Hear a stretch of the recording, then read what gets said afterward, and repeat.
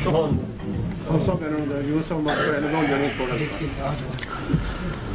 اللہ الرحمن الرحیم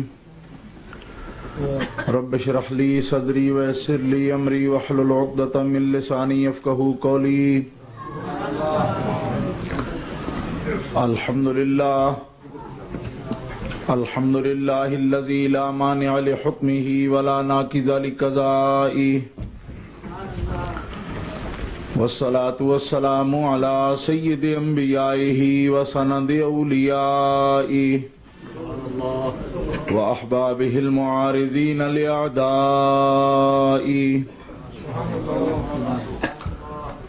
اما بعد فاعوذ باللہ من الشیطان الرجیم. بسم اللہ الرحمن الرحیم.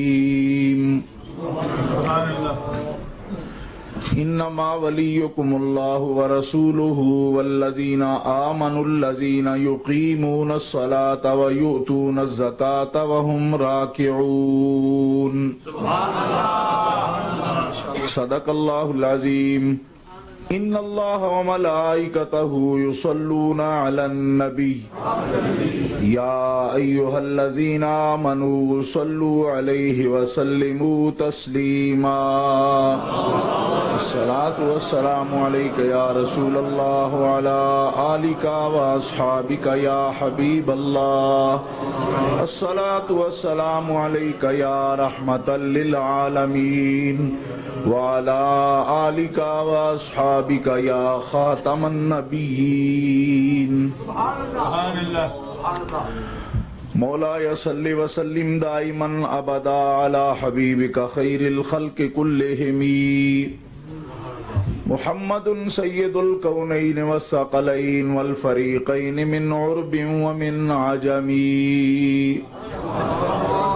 فإن من جودك الدنيا وذرتها ومن علومك علم اللوح والقلم وكلهم من رسول الله ملتمس غرفا من البحر أو رشفا من الديم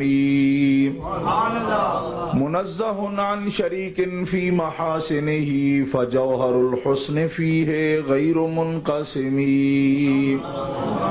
ثم الرضا عن نبي بكر وعن عمر وعن علي وعن عثمان ذي الكرم والآل والصحب ثم التابعين فهم أهل التقى والنقى والحلم والكرم. رب صل وسلم دائما أبدا على حبيبك خير الخلق كلهم.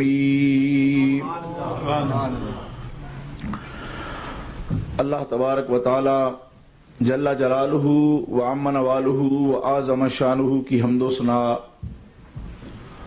حضور رحمت عالم نور مجسم شفیع معظم قائد المرسلین سید النبیین جناب محمد مصطفیٰ احمد مجتبی صلی اللہ علیہ وآلہ واصحابہ وبارک وسلم کی بارگاہ اقدس و انور میں ہدیہ صلاۃ والسلام عرض کرنے کے بعد محترم حاضرین، اہل اسلام، اہل سنت و جماعت، عاشقان مصطفیٰ، آج کا یہ فقید المثال مبارک اور مقدس اجتماع عرس مبارک کے عنوان سے انعقاد پذیر ہے، اور اب تک علماء کرام نے اس عنوان کے تحت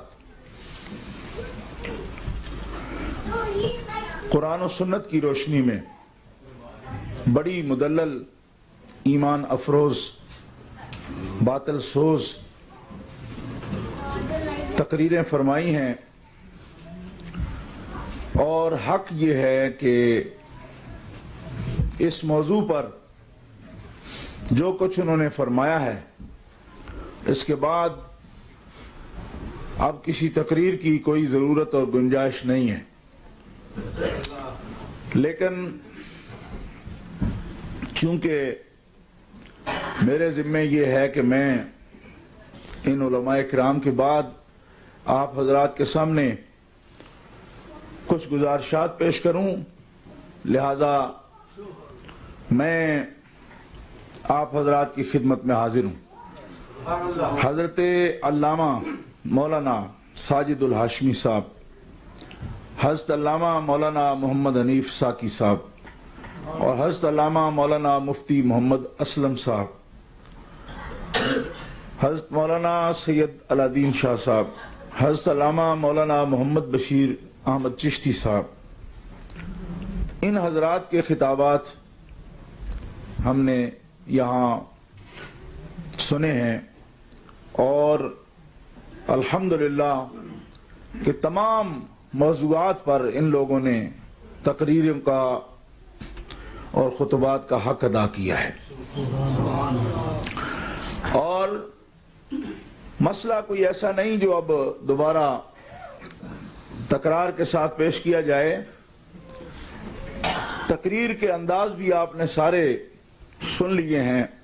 وہ کسی شاعر نے کہا کہ اڑا لی طوطیوں نے، قمریوں نے، عندلیبوں نے، چمن والوں نے مل کر لوٹ لی طرز فغاں میری۔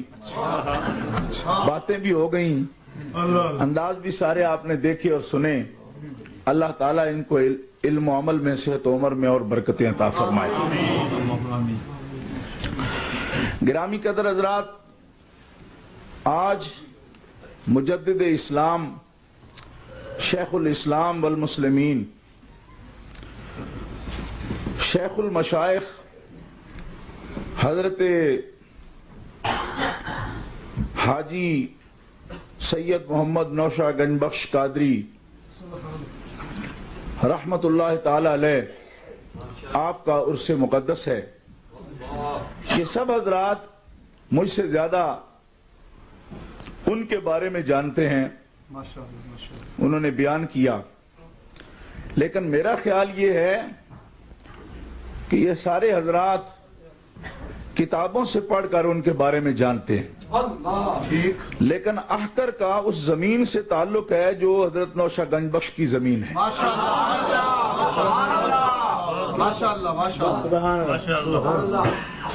اس لیے مجھے یہ بھی خوشی ہوتی ہے اس سلسلہ کے لوگوں کے ساتھ جب میں ملتا ہوں کہ دیکھو جتنے بھی مسلمان ہیں، اسلامی نقطہ نظر سے ان کی محبتوں کا مرکز مکہ مکرمہ اور مدینہ منورہ ہے۔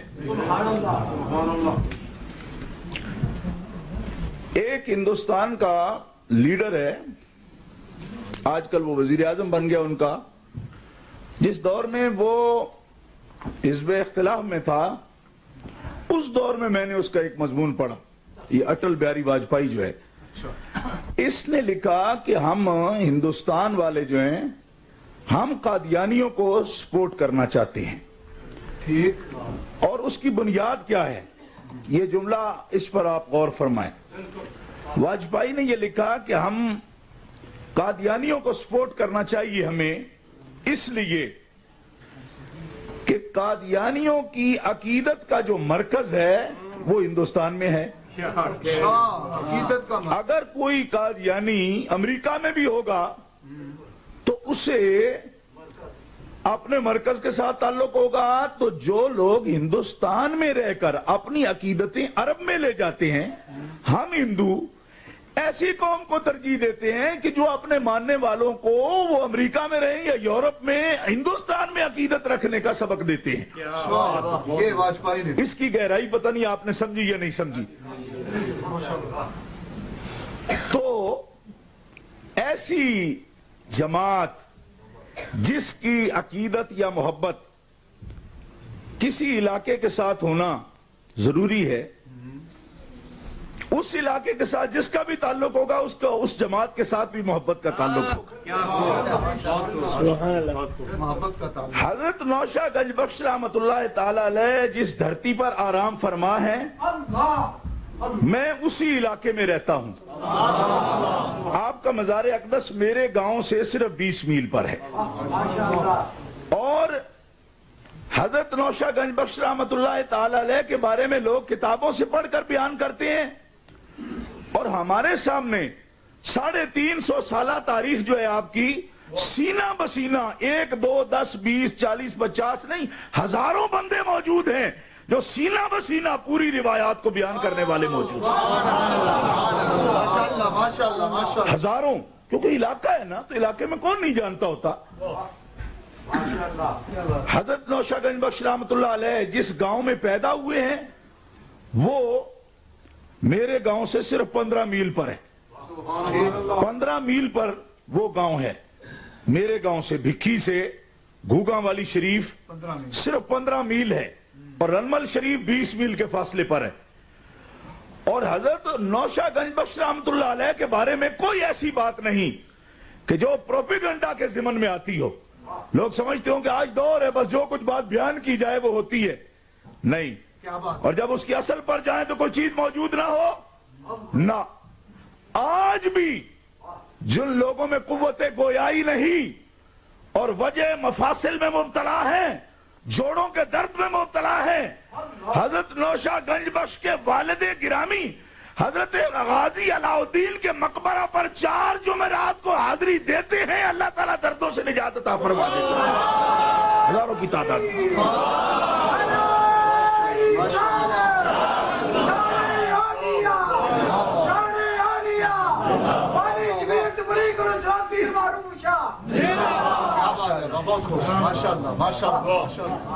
اور یہاں لوگ آپس میں باتیں کرتے ہیں تو ایک عظیم آدمی وہی ہوتا ہے جس کے حاسد بہت ہوں۔ لوگ سمجھتے ہیں کہ اس کا حسد کیوں کرتے، اس میں کوئی کمی ہے، کمی نہیں ہوتی۔ امام ابو اعظم ابو حنیفہ کی عظمت کو دنیا جانتی ہے، تو جتنے حاسد امام صاحب کے ہیں کسی اور کا بھی کوئی ہے؟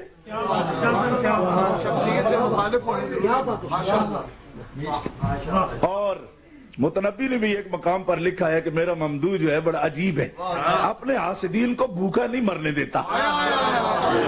حاسدین کو جلنے کی غذا کی ضرورت ہے، وہ ایسے نیک کام کرتا رہتا ہے کہ ان کا حسد بڑھتا رہتا ہے۔ بڑی نفیس بات کہی متنبی نے کہ تو اپنے حاسدین کو بھوکا نہیں مرنے دیتا، روز حسد کرنے کی غذا ان کو اور پہنچاتا رہتا ہے۔ کیوں؟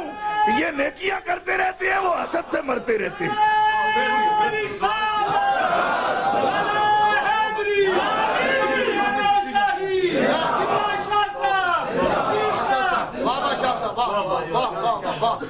اور حضرت پیر صاحب کا حق ہے کہ وہ اپنے بزرگوں کا ذکر کریں اور جتنا بھی اس مشن کو زیادہ پھیلا سکتے ہیں پھیلائیں، لیکن ابھی بھی میں آپ لوگوں کو اس بات پر خبردار کرنا چاہتا ہوں کہ پیر صاحب بہت زیادہ مخلصانہ طریقے پر اپنے سلسلے کی ترویج و اشاعت کرتے ہیں، لیکن ابھی بھی رب کعبہ کی قسم ہے، میں رنمل شریف کی دھرتی کا ایک ذرہ ہوں، میں آپ کے سامنے قسم اٹھا کر کہتا ہوں کہ اس کام کی وجہ سے ابھی بھی حضرت نوشہ گنج بخش کا مقام بڑھ نہیں رہا، بلکہ نوشہ گنج بخش کی وجہ سے سلسلے کو عظمت حاصل ہو رہی ہے۔ شاید کچھ لوگوں کے ذہنوں میں یہ بات آتی ہو۔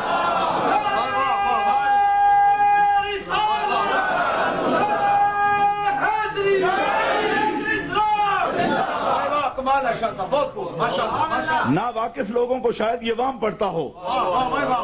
ہاں، آپ بہت مانتے ہیں بھائی، میں آپ کی قدر کرتا ہوں، ہالینڈ والے بھی بہت مانتے ہیں اور فرانس والے بھی مانتے ہیں، اور اللہ کی یہ توفیق ہے، جسے اللہ سے پیار ہوگا یقیناً اسے اللہ کے ولیوں سے بھی پیار ہوگا۔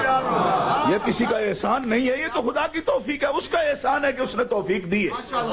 مگر جتنا پنجاب والے حضرت نوشہ پاک کو مانتے ہیں، آپ یقین کریں آپ کروڑوں پاؤنڈ دے سکتے ہیں، لیکن اس محبت کا آپ کیا کریں گے کہ جو غریب لوگ 50 میل دور جوتی بھی پاؤں میں نہیں، چھالے پڑ جاتے ہیں، چھالے پاؤں میں لے کر 50 میل پیدل چل کر نوشہ گنج بخش کے حرم کی زیارت کے لیے حاضر ہوتے ہیں۔ پاؤنڈوں سے تولیں گے آپ اس جذبے کو؟ تول سکتے ہیں آپ اس جذبے کو؟ آپ تول سکتے ہیں اس جذبے کو؟ بولو تو صحیح یار، کیا تولیں گے آپ اس جذبے کو؟ محبت تولیں گے۔ اس محبت کو تولا جا سکتا ہے؟ 50 میل سے وہ ایک نہیں قافلے آتے ہیں، قافلے۔ سبحان اللہ، سبحان اللہ۔ اور اگر آپ کو تحمل کرنے کی توفیق ہو تو یہ جملہ کہہ دوں، آتے کس دن ہے؟ بتا دوں آپ کو آتے ہیں اور کس دن آتے ہیں یہ بھی بتا دوں۔ غریب لوگ آتے ہیں، 50 میل دور سے آتے ہیں، 100 آدمیوں کی ٹولیاں قافلے آتے ہیں، اور کس تاریخ کو آتے ہیں؟ نامی عرفہ کے دن، نامی ذی الحجہ کو عرفہ کے دن۔ اور میں نے رمل شریف کے سامنے پل پہ کھڑے ہو کر کتنے لوگوں سے پوچھا بھئی یہ دن نہیں ہے حضور کا کوئی وصال کا، تو کیا ہے آپ لوگوں کو؟ بھابھی ادھر کہتے ہیں کہ یہ ادھر کیوں آتے اس دن کو؟ تو مجھے جواب دینا پڑتا ہے علاقے میں، کیوں آتے ہو؟ انہوں نے کہا شاہ جی عرفات نہیں پہنچ سکتے، غریب ہیں، مرشد کا دوبارہ دیکھنے آئے ہیں تاکہ حج اکبر ہو جائے ہمارا جہاں۔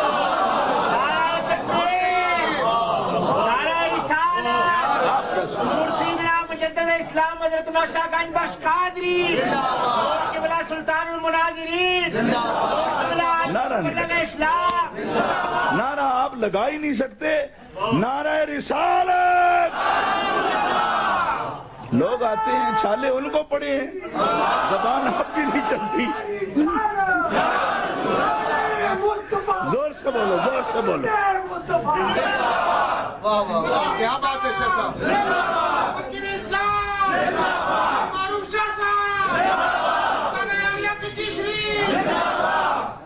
گرامی قدر حضرات، ہم جانتے ہیں اور دنیا جانتی ہے، دنیا جانتی ہے ان کو، اور پروپیگنڈے سے، صرف باتوں سے، صرف کتابوں سے یہ بات نہیں ہو سکتی۔ کوئی اور بھی تو کر کے دکھائے نا یہ جی۔ وہ کہہ لے بھی میں نے کتابیں چھاپ لی ہیں، مولوی مودودی سے زیادہ بھی کسی نے چھاپی ہے کتابیں؟ بولو نا، اس دور میں مودودی سے زیادہ بھی چھاپی؟ بھائی آپ بولنے پر پابندی نہیں سمجھ؟ بھائی مودودی جتنی کتابیں کسی نے چھاپی ہیں؟ بہت چھاپی ہیں نا۔ مولوی مودودی کی قبر پر سال میں اگر 10 آدمی بھی آتے ہوں تو مجھے پھانسی دے دو۔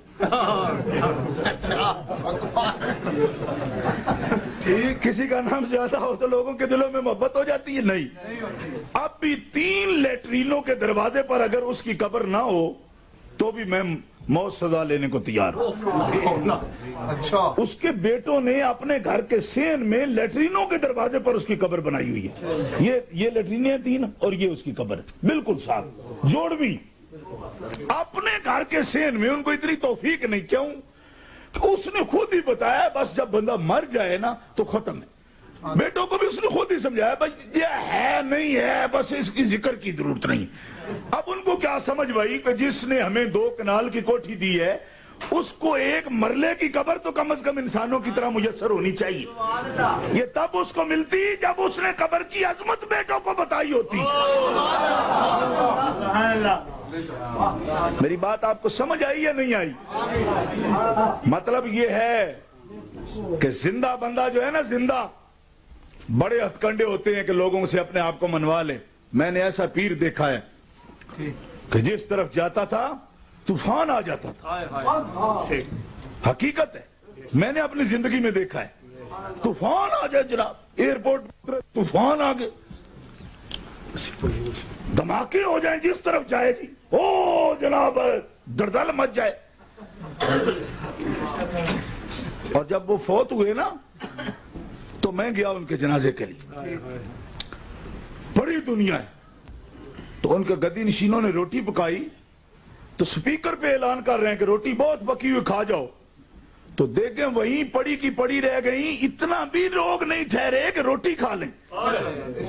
اور بہت بڑے شیخ ابھی زندہ ہیں، موجود تھے، میں نے اسی وقت ان کو بتایا، میں نے کہا حضرت بات سمجھ نہیں آئی، یہ بندہ زندہ تھا تو ایسے کھینچ کے رکھا ہوا تھا لوگوں کو، ابھی فوت ہوا ہے، دفن بھی نہیں ہوا، ہم اندر تھے دفن کرنے کے لیے، کافی دیر لگ گئی وہ اینٹیں سیدھی کرنے کی، تو اتنا لوگوں نے اتنا بھی انتظار نہیں کیا کہ پکی ہوئی دے کے روٹی کھا کے جائیں، تو مجھے کہنے لگے کہ جو کچھ تھا اس کے ساتھ ہی تھا، یہ گیا ہے تو ساتھ ہی چلی گئی ہے وہ محبت بھی، جس کے لیے 3 ایئرپورٹوں پر انتظار کر سکتے تھے، اس کی پکی ہوئی روٹی کے لیے 10 منٹ نہیں رکے، جو کچھ تھا ساتھ لے گیا۔ میں نے کہا نوشا گنج بخش جو کچھ تھا